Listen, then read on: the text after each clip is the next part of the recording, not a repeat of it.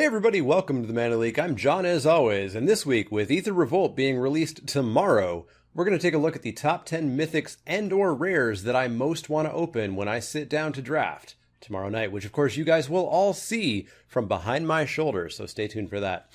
Now this isn't a list of the most expensive cards and not necessarily even the most powerful. It's just cards that I really want to play with tomorrow night during my first draft. Up first, we have Kari Zev, Skyship Raider. Now, I've already played Kari Zev during my first pre-release, but she underperformed there, like a lot. And I think that was because of my pool and also the sealed format. Drafting a low-curve aggressive deck with Kari as the star, I think, could be a lot of fun, and that revolting monkey should be of some use. At number 9, we have Lifecrafter's Bestiary. I don't really have that much to say about the Pokédex, but it's just serious card drawing and scry value, and that sounds like something that I'd absolutely love to have in my first draft, especially in green. Number 8 is Herald of Anguish, and yes, it's worth a fair bit at the moment, and yes, I've already played with it as well. However, it only came down twice in my pre-release, and it instantly died both times. I'd also really like to give that solid blue-black artifact-heavy deck that I think exists a try. I saw that happen, actually, at my second pre-release, and I want to give it my shot, so Herald of Anguish, number 8. Call for Unity is up next at number 7. I haven't heard anyone's experience with this, but I still expect it to be surprisingly decent. White seems like one of the best revolt-enabling colors, and I'm excited to just start piling up those anthems. I did see one person play it briefly in my second pre-release, and unfortunately it didn't work quite the way that they thought it did, thinking that it worked every time, but it only works on your turn. So number 7, Call for Unity.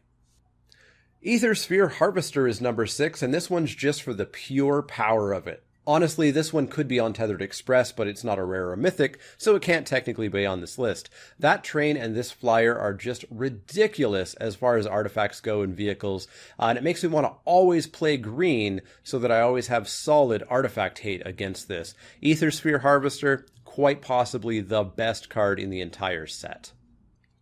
Number 5 is Aetherwind Basker, and this one's also for pure power reasons, to a ridiculous amount. The fact that you get all that energy on the turn it comes into play, and then you likely at least double that energy when you attack, assuming none of your creatures disappeared, and then you have a nigh-on unkillable in combat creature with trample, is insane. I'm so glad that this thing is a mythic. I'm hoping I never have to play against it and only with it. So number 5, Aetherwind Basker.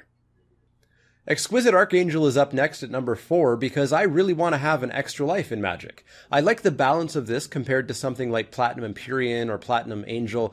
It doesn't permanently save you, and if you're really behind, it's not going to save you for long. It might even be just like a 1 or 2 turn fog, but it's still fairly powerful to jump back up to 20 life, plus it's a 5/5 flyer to boot. The 7 mana hurts for sure, but number 4 is Exquisite Archangel.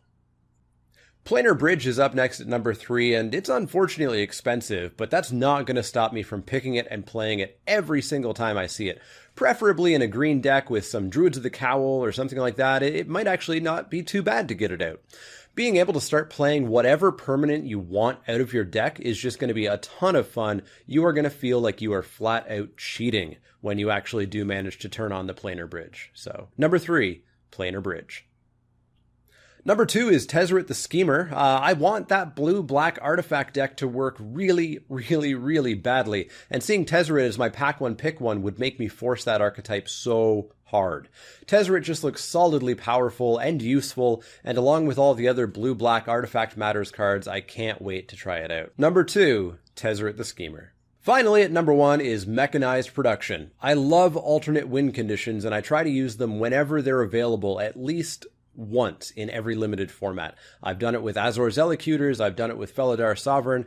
I'm going to try it, I hope, with Mechanized Production. This one's definitely pretty reasonable to pull off as well, because there's a number of ways to pull it off with huge consistency. Putting this on a pacification array or a deadlock trap would be a huge controlling beating. Not only would you be churning out the artifacts you need to get closer and closer to winning, you're also going to be tapping down your opponents every turn. Putting it on a beefy artifact creature would buy you a ton of time, or simply just allow you to win the game by hitting in with them.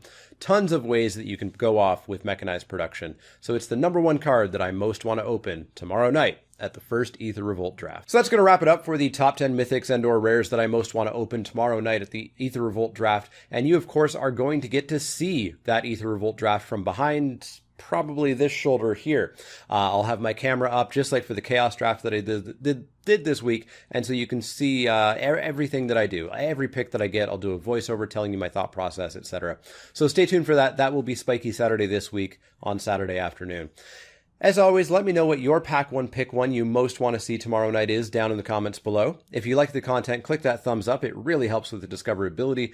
Click subscribe if you haven't already. And if you do have any questions, comments, or suggestions, you can find me on Facebook at facebook.com/TheManaLeak, Twitter at TheManaLeak, L-E-E-K, like the vegetable, not the card, twitch.tv/TheManaLeak, and of course patreon.com/TheManaLeak if you want to become a backer there.